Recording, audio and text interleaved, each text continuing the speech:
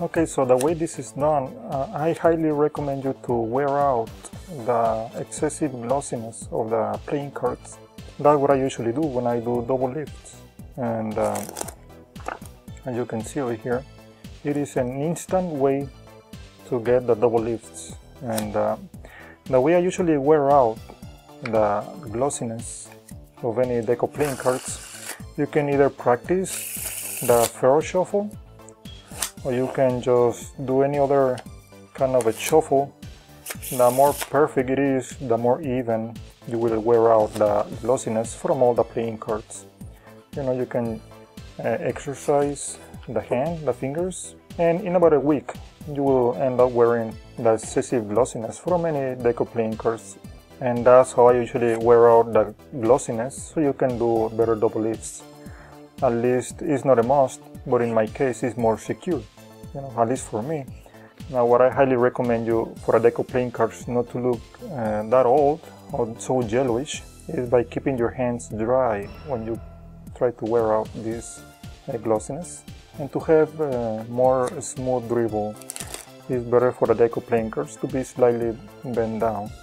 And this is just pure touch. I'm not actually keeping any pinky breaks ahead of time. This is the purpose of this double lift, to get an instant double lift without any pinky breaks, you know. This is just by pure touch, by pure sensitive. Now let's assume you have a job, you use your hand a lot, you mistreat your hands, you don't wear gloves to protect them. You may or may not be able to do this double lift. Now because, for example, this is by pure touch. I can tell I have 2 cards right now. By the sensitivity of my thumb, right now I have 3, okay, which is not a big deal. I mean, you can just practice to have a good sensitive thumb to tell how many cards you have left. I have 6 right now. It's 3 and 3. Now I highly don't recommend you to do this double lift as a triple lift because it's more risky. I mean, you can, but it's more risky, and you keep practicing how many cards you need to hold. Now obviously this is quite easy when you're trying just to do a double lift, and by any chance you dribble, you missed it, just go back and do it again until you have a double lift. Now the way I'm doing this, I'm dribbling the cards from the short side. Some people dribble from the corners, but I do it from the short side. You can see my thumb is in the side, and I'm just dribbling the top half. You know, the whole deck, just the top half.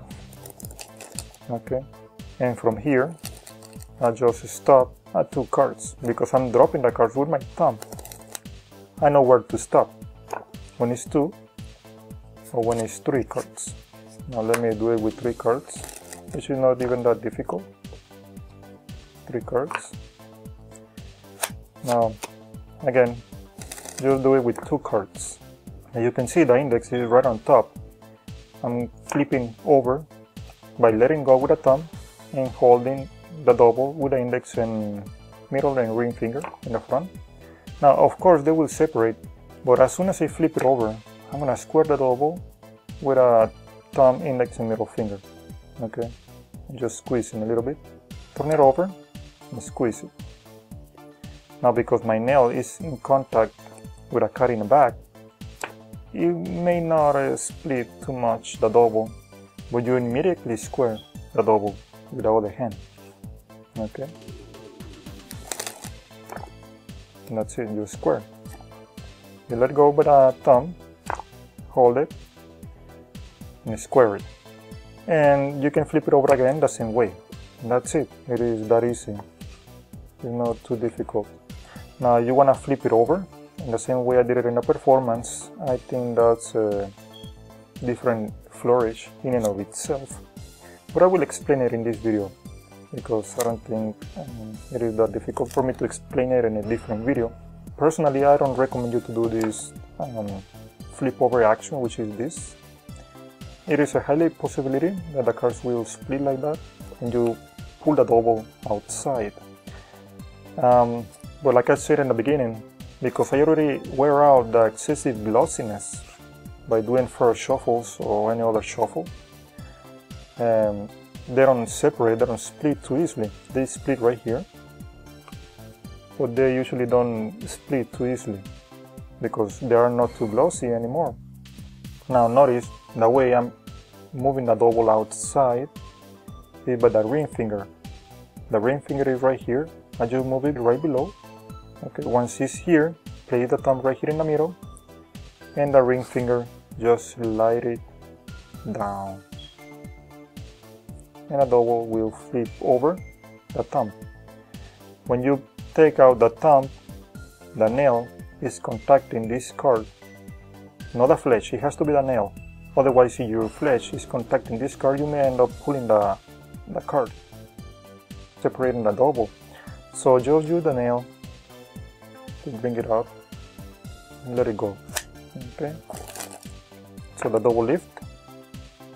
You slide the ring finger below the double, bring it out, place the thumb right here in the middle and slide or move the ring finger down so the double flip over. Make sure the nail or the thumb is contacting this card. It has to be the nail, not the flesh, because if the flesh contacts this card, you most likely end up pulling the card out. Okay, so it has to be the nail contacting the card so there is no friction. Once again, the flip over, the square action, the pulling action, and the flip over.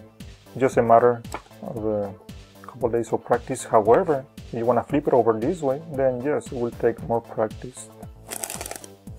Or you can simply flip it over this way using the other hand, and that's it.